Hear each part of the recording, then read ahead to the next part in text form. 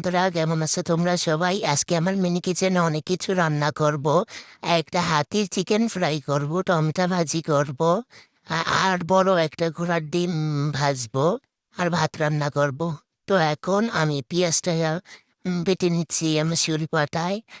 শিলপাটায় বেটে নিয়ে পরে চিকেনটা সব কিছু দিয়ে মাখাবো। তো এই যে পেঁয়াজটা প্রায় বাটা শেষ, ছোট বাটা তো তাই একটু বাটতে কেমন যেন হচ্ছে।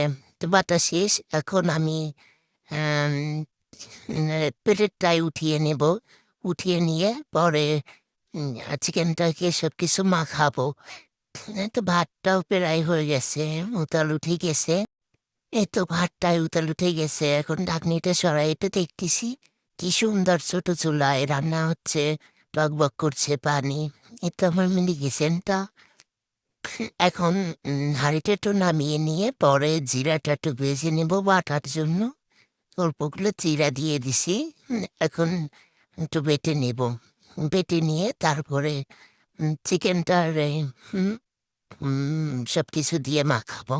বন্ধুরা, তোমাদের এই মিনি কিচেনে রান্না দেখতে কেমন লাগে অবশ্যই জানাবে, কিন্তু আমার তো ভীষণ ভালো লাগে রান্না করতে, যদি একটু অনেক কষ্ট হয়। তো এখন আমি চিকেনটা সব কিছু দিয়ে মাখিয়ে নিচ্ছি। একটু মরিচের গুঁড়া দিলাম, একটু হলুদ গুঁড়া দিয়ে দিচ্ছি, একটু লবণ দিয়ে জিরা বাটা মশলা সব কিছু দিয়ে সুন্দর করে মাখিয়ে নেব। মাখিয়ে নিয়ে আজকে ভাজবো বড় একটা হাতির চিকেন ফ্রাই করা হবে আজকে। একটু পেঁয়াজ দিয়ে গেলাম, সব কিছু দিয়ে সুন্দর করে মেখে নিচ্ছি। তো মাখা শেষ, এখন ভাতটা হয়ে গেছে। ভাতটা মার গেলে নিব। ভাতটা একটু আমি চামচ দিয়ে উঠাই দেখছিলাম যে কেমন হয়েছে। তো হয়ে গেছে ভাতটা, এখন মার গেলে নেব।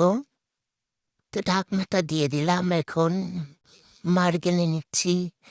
কত ছোট একটা হাঁড়ি, তাতে রান্না করলাম। তোমাদের কাছে কেমন লাগলো অবশ্যই জানাবে কিন্তু। হ্যাঁ, এখন কড়াইটা দিয়ে দিচ্ছি চুলার পরে। ডিমটা ভেজে নিব, তেল দিয়ে দিয়ে এখন বড় ঘোড়ার ডিমটা দিয়ে দিব। অনেক বড় একটা ডিম নিয়েছি আজকে। ডিমটা ভেঙে এখন দিয়ে দিব। তো সব ভাঙা শেষ, এখন দিয়ে দিচ্ছি কড়াইতে। দেখো পড়তেই যাচ্ছে মশলা পর, তো পড়ে গেছে। এখন ডিমটা ভেজে নিব, হালকা একটু লবণ দিয়ে দিলাম। লবণ দিয়ে ডিমটা ভেজে নিব। ডিমটা প্রায় ভাজা শেষ, এখন উঠিয়ে নেব আমি। ডিমটা এখন উঠিয়ে নিচ্ছি। এই গামলায় উঠিয়ে নিলাম, ছোট্ট একটা গামলা। এখন তেল দিয়ে চিকেন দিয়ে দেব ভাজার জন্য, অনেক বড় দুইটা চিকেন। তো এখন একটু উল্টে দিচ্ছি, ভেজে নিব সুন্দর করে। তো তো ভাজা প্রায় শেষ আমার, এখন তুলে নেব।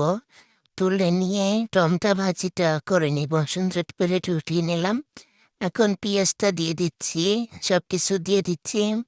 পেঁয়াজ, মরিচ আর রসুন দিয়ে তো ভাজা ভাজা করে তার ভিতরে টমেটোটা দিয়ে দেব। তো ভাজা ভাজা করা শেষ, এখন টমেটোটা দিয়ে দিচ্ছি। কি ছোট ছোট হাঁড়ি পাতিল, ছোট একটা করে টমেটোগুলো সব ধরছেও না। তো দিয়ে দিচ্ছি। এখন একটু লাড়া দিয়ে ঢেকে দিব। বন্ধুরা, আজকের ভিডিওটা কে কোন জায়গা থেকে দেখছো অবশ্যই কমেন্ট করে জানাবা কিন্তু। তো এখন একটু লবণ দিয়ে দিচ্ছি, পরিমাণ মতো লবণ দিয়ে পরে হলুদ দিয়ে দিব, তারপরে মরিচ দিয়ে দিব। সব কিছু দিয়ে একটু লাড়াচাড়া করে পরে ঢেকে দিব। তো এখন একটু লেড়ে দিয়ে পরে একটু ঢাকনা দিয়ে ঢেকে দিচ্ছি। তারপরে কত সময় জাল করে নিয়ে তো প্রায় হয়ে গেছে আমার টমেটো ভাজিটা। এখন একটু লাড়া দিয়ে নিচ্ছি। ছোট চুলায় লাড়া দিতে গেলেই কড়ইটা পড়ে যায়, এই তো আবার পড়ে দিতে লাগলো, কি যে জ্বালা। তো আমার টমেটো ভাজিটা শেষ, এখন নামিয়ে নিব।